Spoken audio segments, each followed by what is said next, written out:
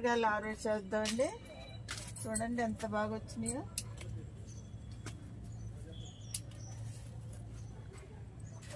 కాకరకాయలు మాత్రం బాగా వస్తున్నాయండి. చేతితో చేద్దాం. అది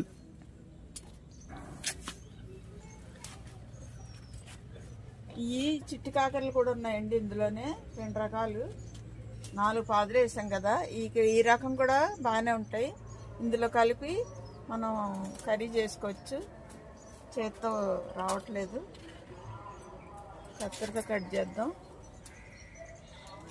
చూసారా ముబ్బల్లాగా ఎలబడుతున్నాయి.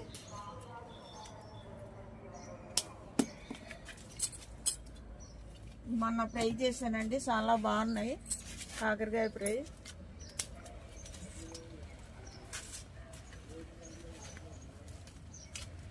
మన ఆర్గానిక్ పండించుకున్నది ఎలా వండుకున్నా టేస్ట్ బాగుంటుందండి.